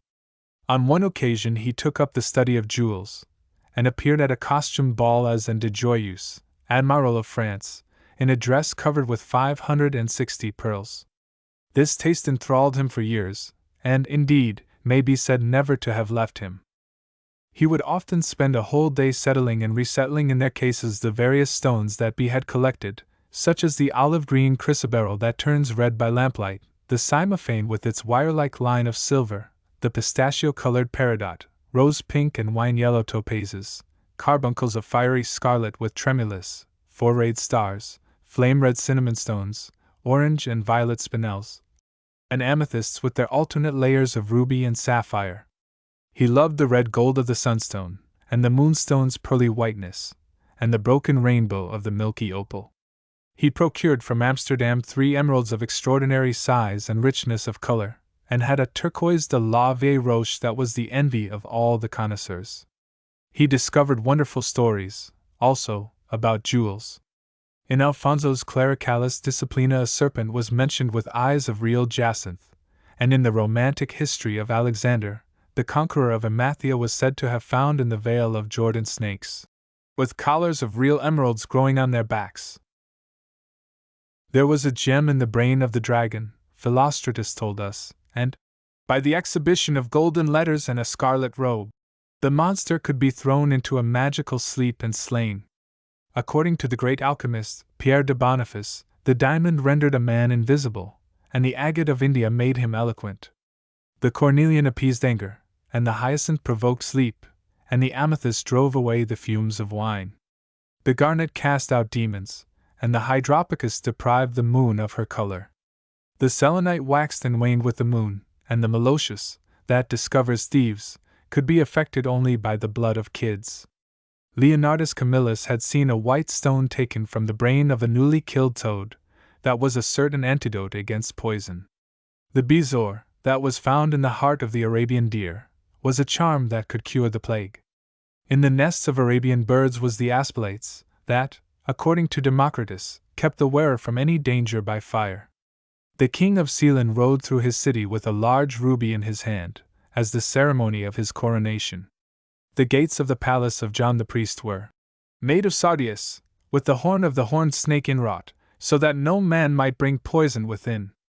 Over the gable were 2 golden apples in which were 2 carbuncles, so that the gold might shine by day and the carbuncles by night. In Lodge's strange romance A Marguerite of America, it was stated that in the chamber of the queen one could behold all the chaste ladies of the world, enchased out of silver, looking through fair mirrors of chrysolites, carbuncles, sapphires, and green emeralds. Marco Polo had seen the inhabitants of Zipangu place rose-colored pearls in the mouths of the dead. A sea monster had been enamored of the pearl that the diver brought to King Perozes, and had slain the thief, and mourned for 7 moons over its loss. When the Huns lured the king into the great pit, he flung it away. Procopius tells the story, nor was it ever found again, though the Emperor Anastasius offered 500 weight of gold pieces for it. The king of Malabar had shown to a certain Venetian a rosary of 304 pearls, one for every god that he worshipped. When the Duke de Valentinois, son of Alexander VI, visited Louis XII of France, his horse was loaded with gold leaves, according to Brantome, and his cap had double rows of rubies that threw out a great light. Charles of England had ridden in stirrups hung with 421 diamonds. Richard II had a coat, valued at 30,000 marks, which was covered with balas rubies. Hall described Henry VIII, on his way to the Tower previous to his coronation, as wearing a jacket of raised gold, the placard embroidered with diamonds and other rich stones, and a great baldric about his neck of large balasses. The favorites of James I wore earrings of emerald set in gold filigrane. Edward II gave to Piers Gaveston a suit of red gold armor studded with jacinths, a collar of gold roses set with turquoise stones, and a skull-cap parseam with pearls. Henry II wore jeweled gloves reaching to the elbow, and had a hawk glove sewn with 12 rubies and 52 great orients. The ducal hat of Charles the Rash, the last Duke of Burgundy of his race, was hung with pear-shaped pearls and studded with sapphires. How exquisite life had once been! How gorgeous in its pomp and decoration!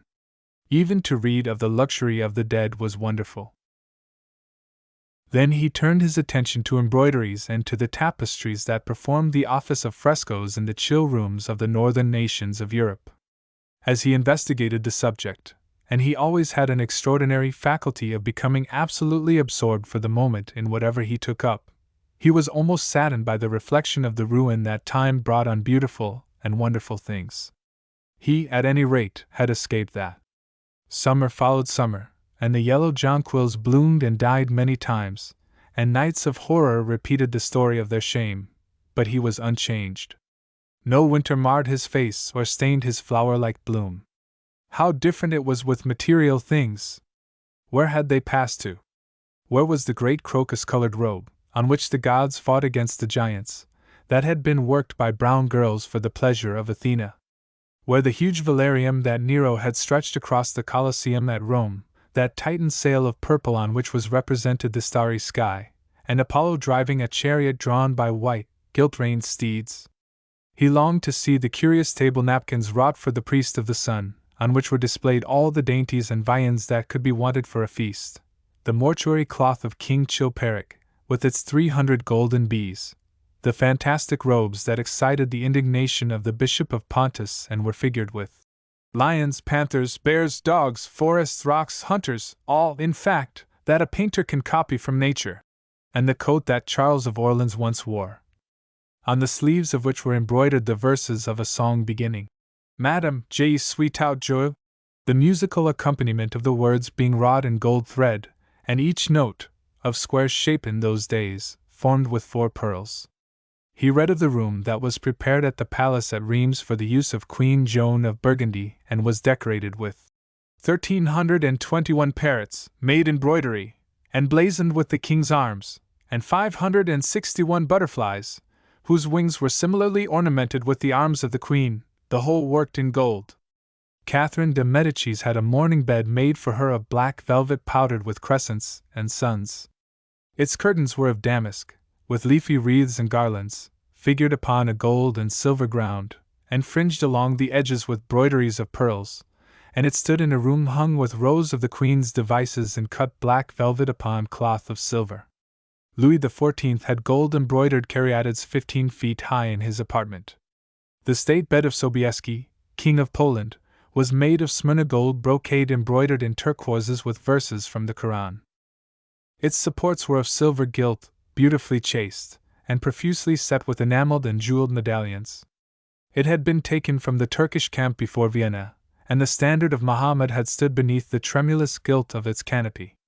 And so, for a whole year, he sought to accumulate the most exquisite specimens that he could find of textile and embroidered work, getting the dainty Delhi muslins, finely wrought with gold thread palmates and stitched over with iridescent beetles' wings, the Dhaka gauzes, that from their transparency are known in the East as woven air, and running water, and evening dew, strange figured cloths from Java, elaborate yellow Chinese hangings, books bound in tawny satins or fair blue, silks and wrought with fleurs de lis, birds and images, veils of laces worked in Hungary point, Sicilian brocades and stiff Spanish velvets, Georgian work, with its gilt coins, and Japanese fukusas, with their green-toned golds and their marvelously plumaged birds.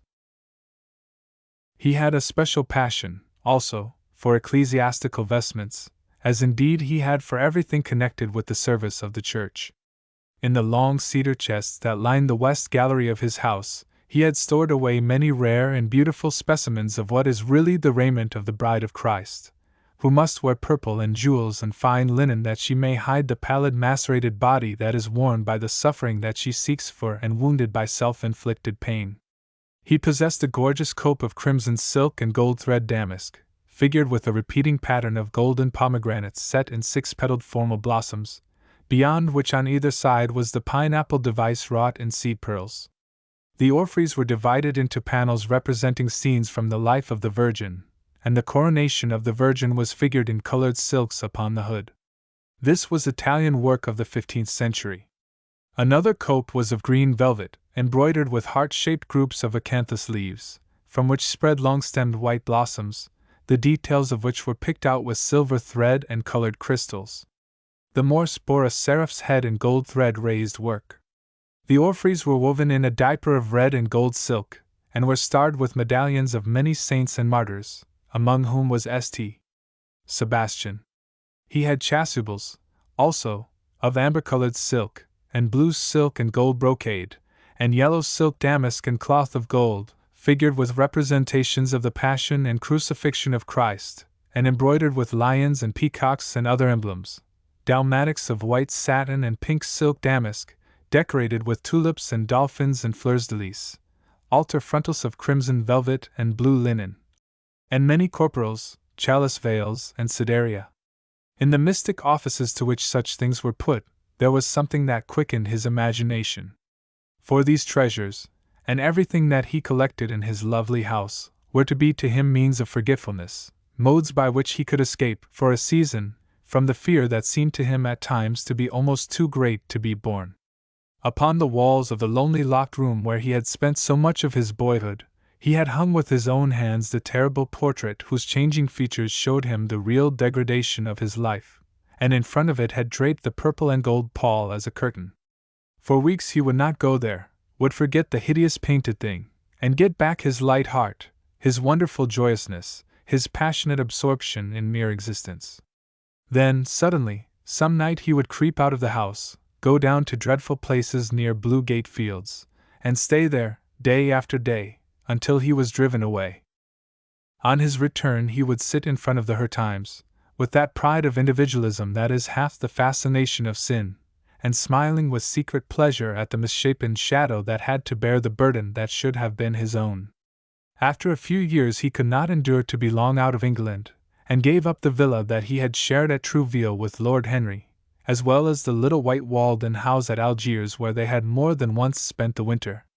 He hated to be separated from the picture that was such a part of his life, and was also afraid that during his absence someone might gain access to the room, in spite of the elaborate bars that he had caused to be placed upon the door. He was quite conscious that this would tell them nothing. It was true that the portrait still preserved, under all the foulness and ugliness of the face, its marked likeness to himself, but what could they learn from that? He would laugh at any one who tried to taunt him. He had not painted it. What was it to him how vile and full of shame it looked?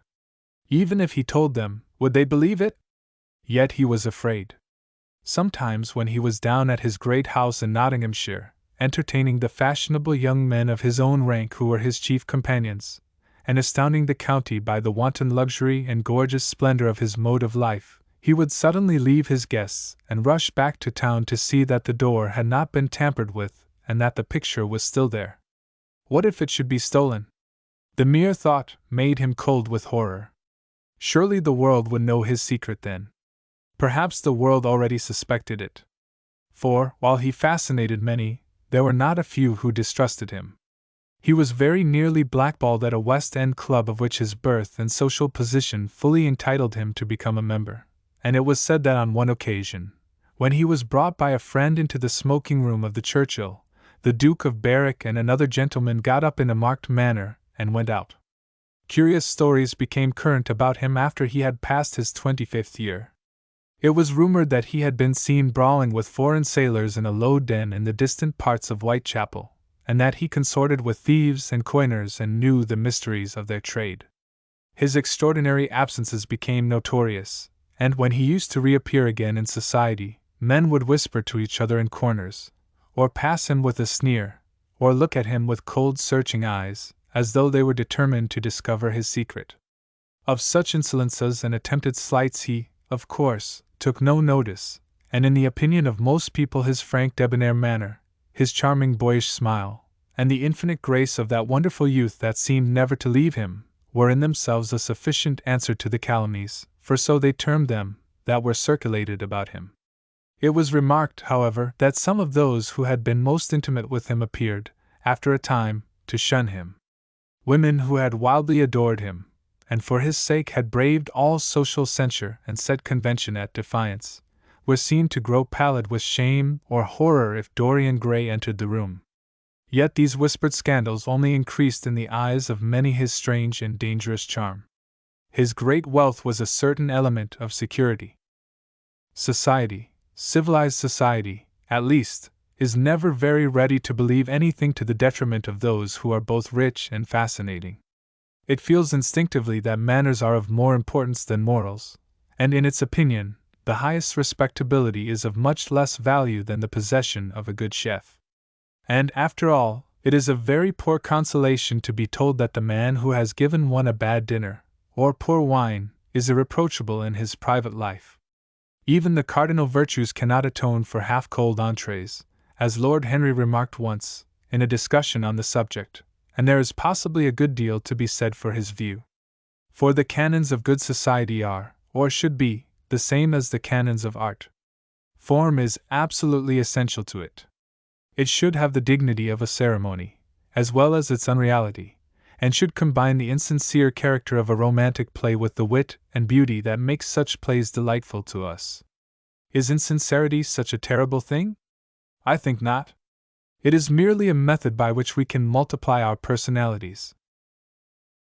Such, at any rate, was Dorian Gray's opinion. He used to wonder at the shallow psychology of those who conceive the ego in man as a thing simple, permanent, reliable, and of one essence. To him, man was a being with myriad lives and myriad sensations, a complex multiform creature that bore within itself strange legacies of thought and passion, and whose very flesh was tainted with the monstrous maladies of the dead. He loved to stroll through the gaunt, cold picture gallery of his country house and look at the various portraits of those whose blood flowed in his veins. Here was Philip Herbert, described by Francis Osborne, in his memoirs on the reigns of Queen Elizabeth and King James, as one who was caressed by the court for his handsome face, which kept him not long company. Was it young Herbert's life that he sometimes led? Had some strange poisonous germ crept from body to body till it had reached his own? Was it some dim sense of that ruined grace that had made him so suddenly, and almost without cause, give utterance, in Basil Hallward's studio, to the mad prayer that had so changed his life? Here, in gold-embroidered red doublet, jeweled surcoat, and gilt-edged ruff and wristbands, stood Sir Anthony Sherard, with his silver and black armor piled at his feet. What had this man's legacy been? Had the lover of Giovanna of Naples bequeathed him some inheritance of sin and shame? Were his own actions merely the dreams that the dead man had not dared to realize? Here, from the fading canvas, smiled Lady Elizabeth Devereux, in her gauze hood, pearl stomacher, and pink slashed sleeves. A flower was in her right hand, and her left clasped an enameled collar of white and damask roses. On a table by her side lay a mandolin and an apple. There were large green rosettes upon her little pointed shoes. He knew her life, and the strange stories that were told about her lovers. Had he something of her temperament in him? These oval, heavy-lidded eyes seemed to look curiously at him. What of George Willoughby, with his powdered hair and fantastic patches? How evil he looked! The face was saturnine and swarthy, and the sensual lips seemed to be twisted with disdain. Delicate lace ruffles fell over the lean yellow hands that were so overladen with rings. He had been a macaroni of the 18th century, and the friend, in his youth, of Lord Ferrars. What of the second Lord Beckenham, the companion of the Prince Regent in his wildest days, and one of the witnesses at the secret marriage with Mrs. Fitzherbert? How proud and handsome he was, with his chestnut curls and insolent pose! What passions had he bequeathed? The world had looked upon him as infamous. He had led the orgies at Carlton House. The Star of the Garter glittered upon his breast. Beside him hung the portrait of his wife, a pallid, thin-lipped woman in black. Her blood, also, stirred within him. How curious it all seemed! And his mother with her Lady Hamilton face and her moist, wine-dashed lips, he knew what he had got from her. He had got from her his beauty, and his passion for the beauty of others. She laughed at him in her loose bacchanty dress. There were vine leaves in her hair. The purple spilled from the cup she was holding. The carnations of the painting had withered, but the eyes were still wonderful in their depth and brilliancy of color. They seemed to follow him wherever he went. Yet one had ancestors in literature as well as in one's own race, nearer perhaps in type and temperament, many of them, and certainly with an influence of which one was more absolutely conscious. There were times when it appeared to Dorian Gray that the whole of history was merely the record of his own life, not as he had lived it in act and circumstance, but as his imagination had created it for him, as it had been in his brain and in his passions.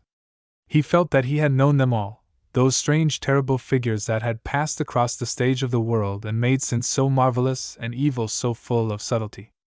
It seemed to him that in some mysterious way their lives had been his own. The hero of the wonderful novel that had so influenced his life had himself known this curious fancy.